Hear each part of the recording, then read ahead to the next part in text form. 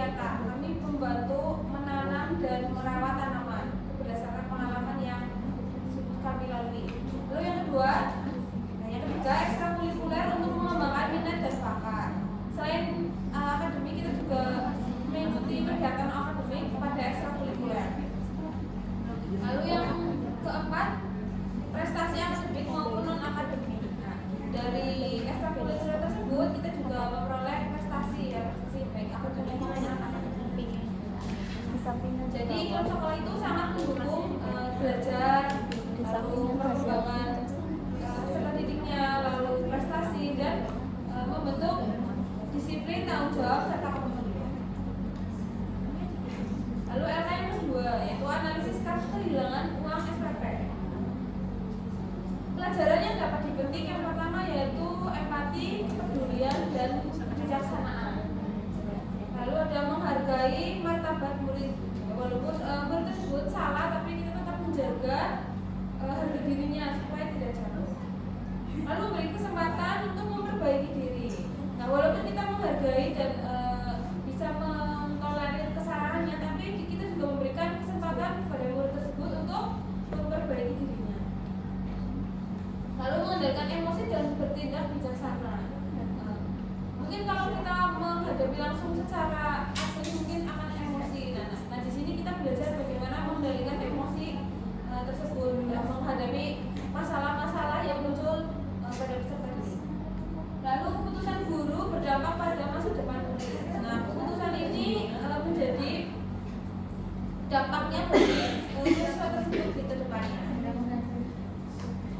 Kompetensi PSE yang ada yaitu kesadaran diri, manajemen diri, kesadaran sosial, keterampilan berrelasi, keputusan bertanggung jawab. LK selanjutnya akan disampaikan oleh Mbak Arya. Untuk selanjutnya ada LK 2.3 di mana poinnya adalah karakteristik guru sebagai teladan. Untuk teladan itu cukup sulit ya untuk dilakukan oleh seorang guru karena sulit mengontrol diri untuk tidak terlalu dekat dengan peserta didik. Strategi dan dukungan sekolahnya yaitu refleksi diri secara rutin, kelola emosi dan jaga batas profesional, bangun komunikasi dan empati, pahami karakter dan kebutuhan peserta didik, kemudian terbuka pada kritik dan terus belajar. Untuk iklim sekolah yang mendukung dalam pencapaian guru sebagai teladan itu lingkungan yang positif, pelatihan, refleksi, kemudian disiplin, empati, kerjasama, dan tanggung jawab. Kemudian pembelajaran sosial emosional pada guru pertama bisa dengan mengenali emosi. Setelah itu setelah kenal emosi, dikelola diri emosinya, kemudian memahami orang lain, membangun hubungan positif, mengambil keputusan yang bertanggung jawab. Dampak dari guru yang memiliki sosial emosional yang baik itu guru akan menjadi lebih sabar, tenang, empati, bijaksana, mampu mengontrol emosi, mampu mengontrol diri, dan menciptakan lingkungan belajar yang positif. Untuk selanjutnya akan dibacakan oleh Mbak Lian. Baik, untuk selanjutnya yaitu guru sebagai agen perubahan dalam pembelajaran dari film. Jadi di sini kita sudah menonton 3 film yaitu Laskar Pelangi, Negeri 5 Menara, dan Sekolah Rimba.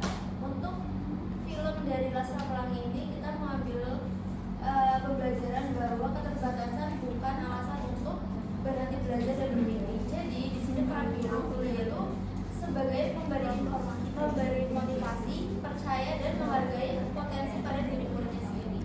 Jadi yang kami pelajari dari film Laskar Pelangi ini yaitu menumbuhkan semangat, ketekunan dan keyakinan dapat mengubah masa depan.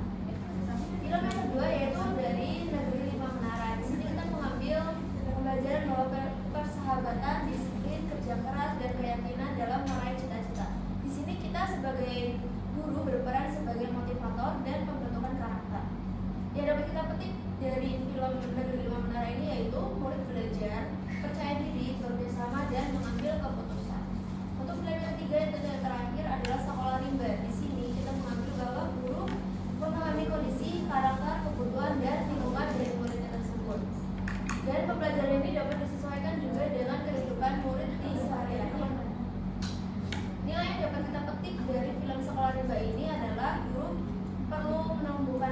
kepedulian, dan hubungan positif dari peserta didik. Jadi kesimpulan yang telah dipaparkan oleh teman-teman, kita sebagai guru itu merupakan agen perubahan, bukan hanya mengajarkan materi saja, tetapi juga harus bisa menginspirasi, memahami murid, membangun karakter, memberi teladan, dan menciptakan perubahan yang positif. Refleksi kita, yaitu kita ingin menjadi guru yang peka, tenang, peduli, dan bijaksana. Tips guru teladan, yang pertama kita harus bisa mengenali diri kita dan mengelola emosi kita. Yang kedua, bangun hubungan positif dengan siapapun, dengan murid, dengan sama guru, atau dengan wali murid. Kemudian dengarkan dan berempati. Yang keempat, beri teladan, berikan contoh yang baik. Yang kelima yaitu terus belajar. Baik, demikian pemaparan materi yang sudah kami sampaikan. Silakan bagi teman-teman yang ingin bertanya. Saya dari kelompok 1 izin bertanya. Jika guru sudah menghadapi masalah pribadi namun tetap harus mengajar, bagaimana menerapkan pembelajaran sosial emosional dapat membantu guru tetap menciptakan suasana belajar yang positif? Terima kasih. Izin menjawab ya, dari menurut kelompok kami, menerapkan PSE membantu guru untuk mengenali dan mengelola emosinya terlebih dahulu sebelum memulai pembelajaran. Guru dapat melihat dari kondisi dirinya, menenangkan diri dan tidak membawa emosi pribadi ke dalam kelas. Selanjutnya, guru tetap berusaha memahami kondisi peserta didik, berkomunikasi dengan baik, serta menunjukkan sikap sabar dan empati. Dengan demikian, guru dapat tetap profesional dan menciptakan suasana belajar yang positif, aman, dan nyaman bagi peserta didik. Seperti itu.